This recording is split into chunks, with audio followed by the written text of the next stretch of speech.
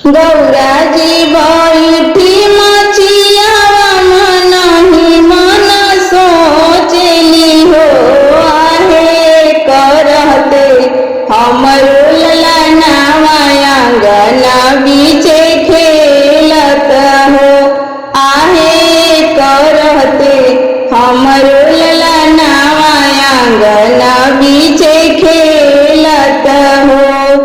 गौरा जी बैठी मचियावा मनहि मन सोचली हो आहे करते हमरो ललनावा आंगना बीचे खेलत हो आहे करते हमरो ललनावा आंगना बीचे खेलत हो। गौरा के देखी के भोले बाबा मन मुस्काविले हो आहे चली भैले नंदी संग बजरिया गाठरिया काले लेना हो आहे चली भैले नंदी संग बजरिया गाठरिया काले लेना हो। गौरा के देखी के भोले बाबा मन मुस्काविले हो आहे चली भैले नंदी संग बजरिया गाठरिया काले लेना हो आहे चली भैले नंदी संग बजरिया गाठरिया काले लेना हो। एक पहर बीतले दूसर और तीसर पहर हो आहे आई बैठे आंगना के बीच त गौरा के बोलावेले हो आहे आई बैठे आंगना के बीच त गौरा के बोलावेले हो।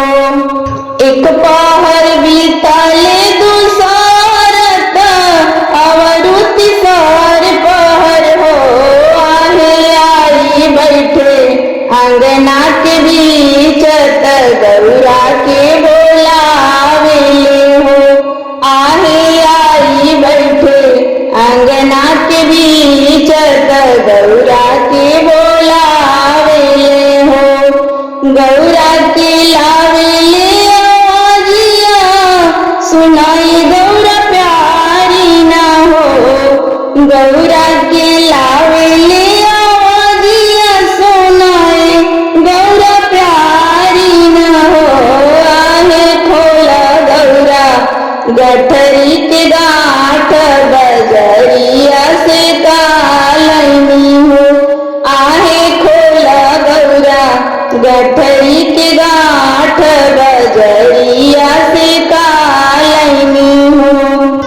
गौरा जी लिहाली गठरिया गठरिया के गाठ खुली हो आहे देखली मड़ुआ के साथ तनोनिया के साग रहले हो।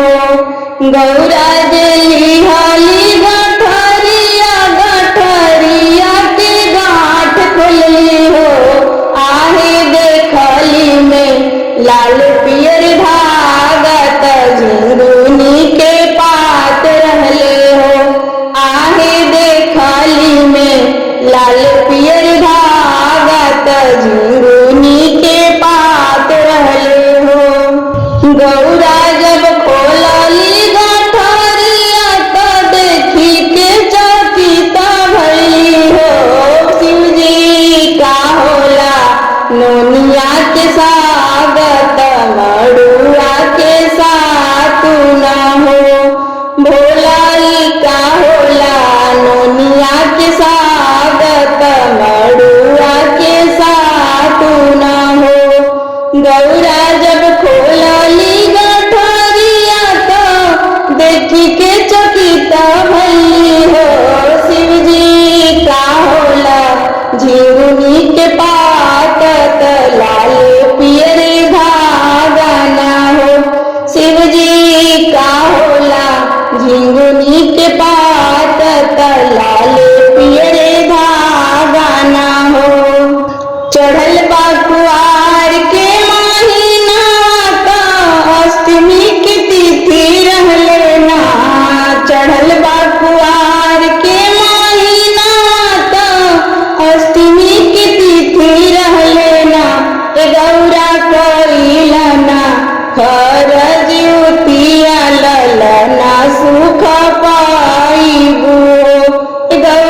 कैलना हर ज्योतिया ललना सुख पाइबू हो। सतमी में करिहन नहाए खाए अष्टमी बरात रहिया हो। गौरा नवमी में करिह परनावा ललना सुख पाइबू हो। गौरा नवमी में करिह परनावा ललना सुख पाइबू हो। सतमी में करिह नहाए खाए अष्टमी बरात रहिया हो। गौरा नवमी में करिह परनावा ललना सुख पाइबू